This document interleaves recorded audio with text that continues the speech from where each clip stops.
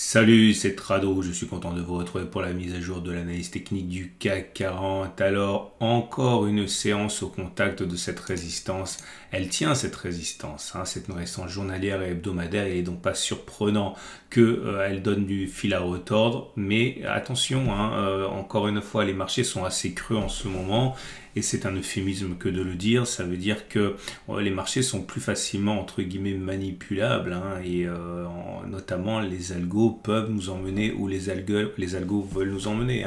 Donc à mon avis, une petite pointe pour aller chercher de manière très esthétique le haut de ce canal n'est absolument pas impossible et même une clôture, maintenant je le dis, je le répète, c'est une résistance hebdomadaire. Ça veut dire qu'il faudrait clôturer un vendredi soir au-dessus de cette zone grise pour entériner son passage et c'est pas encore le cas. Regardez, le chandelier japonais du jour est un chandelier plutôt d'indécision avec une longue mèche haute, une longue mèche basse et un corps plutôt réduit. Accolé à la bougie précédente, cela donne un harami baissier, mais le positionnement de la bougie 2 plutôt dans le haut de la bougie 1 n'en fait pas un harami baissier extrêmement dangereux, bien au contraire, ça a plutôt tendance à altérer le message de dangerosité. Par contre, on a un outside bar ici, une fois de plus, comme ici en fait. C'est-à-dire une bougie 1 comprise dans le champ de variation de la bougie 2, qu'importe les couleurs, pour l'outside bar, ça se trade aussi. Et je vous ai expliqué déjà que les traders aiment bien mettre des ordres d'intervention sur ces zones. Si on fait un tick de plus que ça, ils achètent, ou un tick en dessous de ça, ils vendent. Stop de protection, plusieurs variantes. Le plus connu, c'est celui en dessous de l'extrême. C'est-à-dire que clairement, si on achète ici, le stop de protection sera mis en dessous de cette bougie. Et inversement.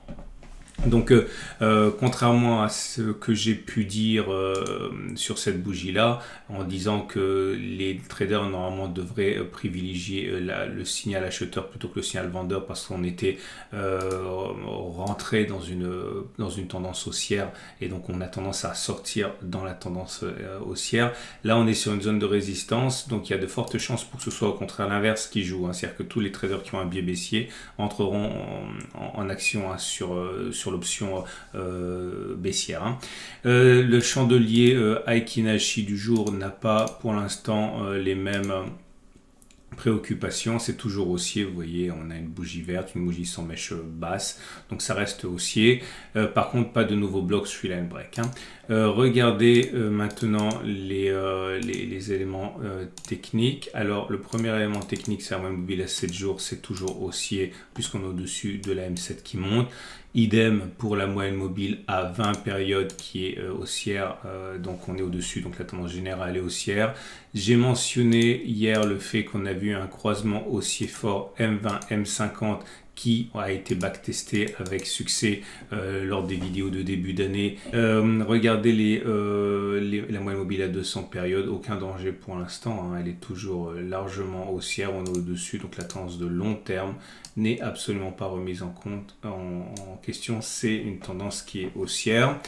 Que dire d'autre? Au niveau des autres indicateurs techniques, il n'y a rien. On sait que... Ah oui, j'ai oublié d'en parler, je suis désolé.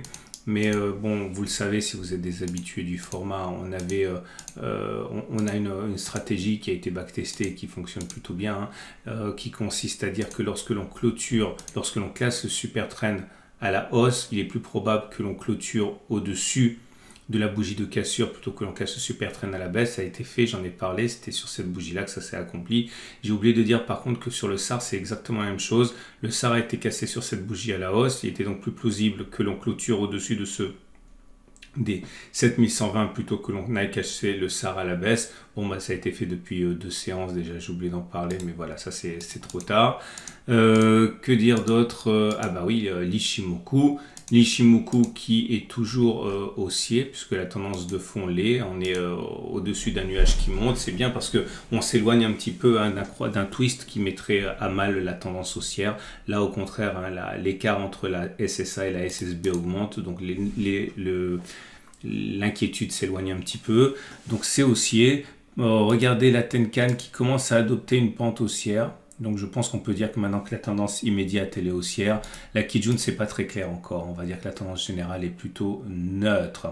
Et on termine donc avec les trades du jour. Alors j'aimerais revenir aujourd'hui sur des messages qui m'ont été mis soit par voie directe, soit sur les vidéos, en me demandant pourquoi choisir les Turbo 24. Non, c'était pas la vraie question. La question c'est quelle est la différence entre les CFD et les Turbo 24. Et il est vrai que lorsque vous construisez une position, ok, pour le moyen terme, enfin quand je dis moyen terme c'est plusieurs jours, une semaine, hein, tout est relatif, hein. Les CFD ça peut finir par vous coûter cher, hein, parce qu'il y a des frais qui sont collectés pour les overnight, comme on dit, hein, lorsqu'on garde un CFD d'un jour sur l'autre. Si vous avez une position qui dure une semaine, vous allez le sentir passer, hein. Et en ce sens il faut vraiment trader avec des choses qui sont adaptées. Et en ce sens, hein, très souvent, selon les traders, le Turbo 24 est plus adapté en termes de frais que le CFD, hein. Moi, j'utilise les CFD pour des opérations très très court terme, mais dès que ça s'allonge un petit peu, et je ne travaille plus avec des CFD, je travaille plutôt avec les Turbo 24. Je vais mettre en dessous de la vidéo une série d'autres vidéos, des tutoriels pour que vous en sachiez davantage sur les Turbo 24 et la différence avec les CFD. Je vous rappelle que l'avantage principal du Turbo 24 quand même, c'est que c'est coté, donc c'est plus transparent qu'un CFD qui est un produit maison, hein. On ne peut pas faire avec les Turbo 24 des choses que certains font avec les CFD. Et bon, il y a beaucoup d'émetteurs de CFD qui ne sont pas très transparents à ce niveau.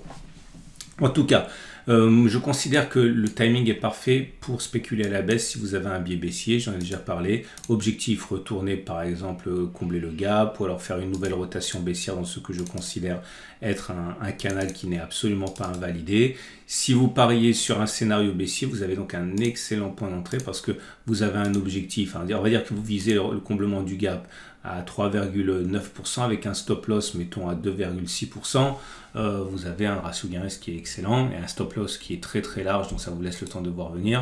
Si vous êtes haussier, c'est un petit peu plus compliqué parce que franchement, acheter maintenant au contact d'une résistance, c'est pas génial. Par contre, si on clôture presque vendredi soir, vous voyez, quand vous êtes sûr qu'on va clôturer au-dessus, vendredi soir, genre à 17h25, si vous achetez, ça peut être assez intéressant.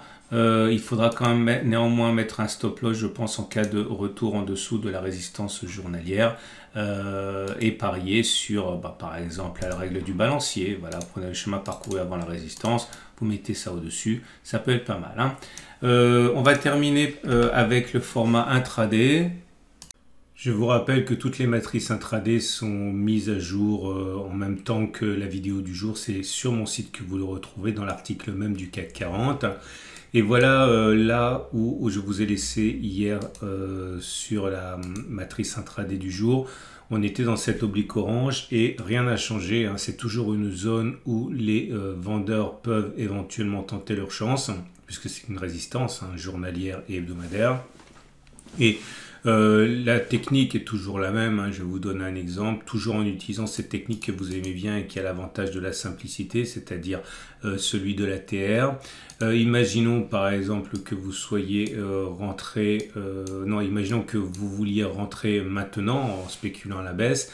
Bon, le problème c'est qu'on est un petit peu haut, donc à mon avis il faudrait prendre 2 ATR au moins, ce qui complique un peu la chose en termes d'objectif. Mais voilà, imaginons que l'on rentre maintenant sur le niveau actuel à 7761.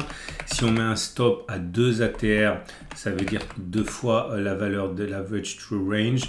Ça veut dire que bon, l'ATR actuellement il est à 16, c'est-à-dire plus 2 fois 16, ça nous donne 7193 de stop de protection. Voilà, 7193, ça veut dire là.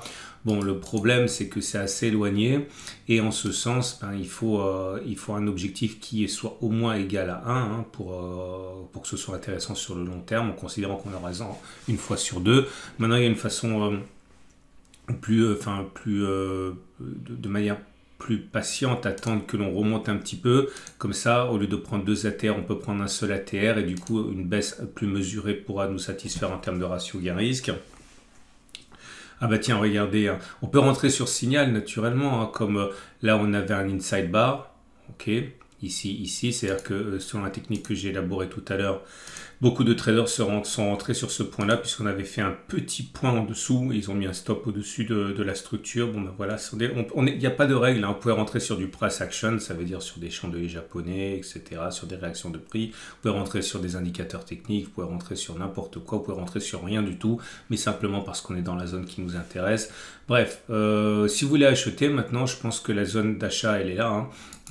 Donc si imaginons que vous décidez d'acheter, je dis encore une fois quelque chose complètement au hasard, à 7098 parce que pour une raison ou une autre, si vous mettez un stop à 1 ATR, donc vous enlevez la valeur de 1 ATR, 1 multiplié par 16, ok, ça vous donne un ATR, un stop de protection à 7082. Je raconte n'importe quoi, 7082 c'est en dessous, ça donne un stop loss qui est à peu près là, voilà. Ok, bon, après l'objectif, il faut qu'il soit au moins égal à ça, à la distance au stop loss pour que ce soit intéressant. Après, bon, vous pouvez rentrer aussi sur des figures de chandelier là aussi ou d'éléments techniques. Voilà. Voilà, 3 choses maintenant. Première des choses, je prends des vacances. Hein, vous savez que je prends les vacances une semaine par an, c'est maintenant. Donc je vais essayer, mais je vous garantis rien, mais je vais vraiment essayer de mettre au moins un article tous les jours qui recense finalement, hein, la situation. Donc au lieu d'être au format vidéo, ce sera un format texte, ça sera sur mon site. Maintenant, je ne garantis rien, mais je vais vraiment essayer. Par contre, les autres analyses, elles vont prendre des vacances totales, hein, notamment l'analyse technique hebdomadaire. Et dernière chose, voilà, ça vous donne l'occasion justement pendant ce temps de travailler un petit peu, notamment voir comment vous pouvez transiter de vos outils de trading traditionnels vers éventuellement les CFD ou les Turbo 24, comprendre comment ça fonctionne, etc. Et je vous mets en dessous de la vidéo, hein, les éléments qui pourraient vous aider à mieux comprendre ces outils. Je vous souhaite une excellente journée et je vous donne rendez-vous donc très très vite sous un format différent.